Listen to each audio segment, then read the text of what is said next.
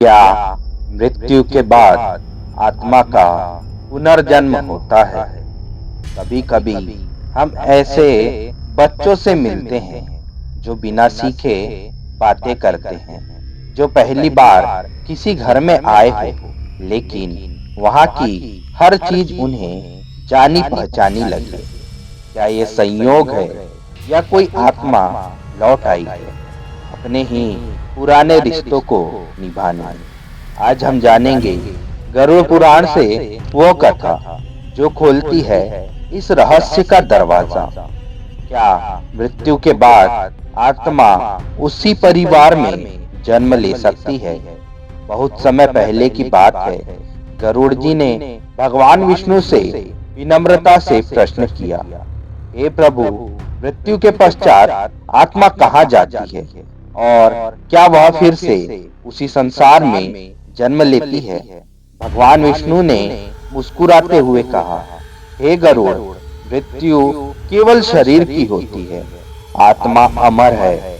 वह एक शरीर त्याग कर अगले शरीर में प्रवेश करती है, अपने कर्मों, मोह और अधूरी इच्छाओं के अनुसार। गरुड़ जी फिर बोले, तो क्या कोई आत्मा अपने ही पुराने घर में लौट सकती है? भगवान विष्णु ने तब एक कथा सुनाई। एक समय की बात है, मथुरा में एक बड़ा कुल था जहाँ एक वृद्ध दंपत्ति रहते थे, वसु और संध्या। उनका एकलौता पुत्र ओमकार युद्ध में वीर गति को प्राप्त हो गया था। इस गहरे दुख ने संध्या को भीतर से तोड़ दिया।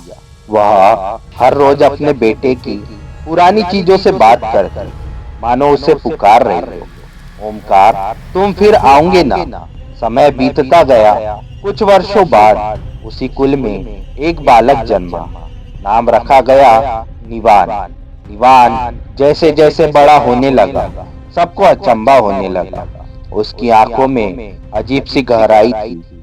वह हर घर के ऐसे कोने के बारे में जानता था जहां उसे कभी ले जाया ही नहीं गया था। एक दिन उसने अपनी दादी से कहा, दादी, मेरी लकड़ी की तलवार कहाँ है जो मैंने पिछली बार युद्ध के समय बनाई थी? संध्या स्तब्ध रह गई। ये वही तलवार थी जो उनके बेटे ओमकार ने अपने बचपन में बनाई थी और अब भी उनके संदूक में रखी थी, जिसके बारे में निवान को पता नहीं हो सकता था। वो पल जब संध्या ने निवान की आंखों में देखा, उन्हें वही ओमकार दिखाई दिया, वही मासूम चेहरा, वही आत्मा। क्या तुम ओमकार हो? निवान चुप रहा, लेकिन उसकी आंखों से आंसू बह निकले और शायद उसी पल एक माँ की पुकार का जवाब भी मिल गया। भगवान विष्णु बोले, हे गरुड़, आत्मा जहाँ सबसे ज्यादा प्रेम और मोह छोड़ती है वहीं लौटती है। यदि कोई माँ अपने पुत्र को सच्चे प्रेम से पुकारे, यदि किसी आत्मा का मोह अभी भी बाकी हो, तो वह वापस अपने ही घर लौट सकती है। लेकिन यह सब कर्मों के अनुसार होता है। सिर्फ प्रेम ही नहीं, कभी कभी अधूरी नफरत या कोई पाप भी आत्मा को वापस खींच लाता है।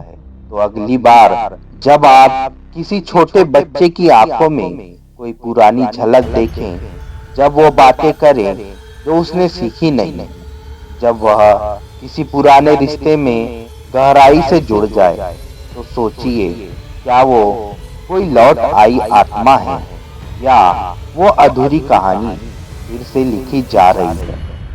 न जायते म्रियते वा कदाचित। आत्मा कभी जन्म नहीं लेती और न ही कभी मरती है। वो केवल यात्रा करती है, बार बार। अगर आपको यह कथा अच्छी लगी हो तो इस कथा को लाइक, हमारे चैनल को सब्सक्राइब और बेल आइकन पर क्लिक कर दीजिएगा। वीडियो को ज्यादा से ज्यादा शेयर करके कमेंट में हरिओम लिखना ना भूलिएगा। हर हर महादेव दोस्तों।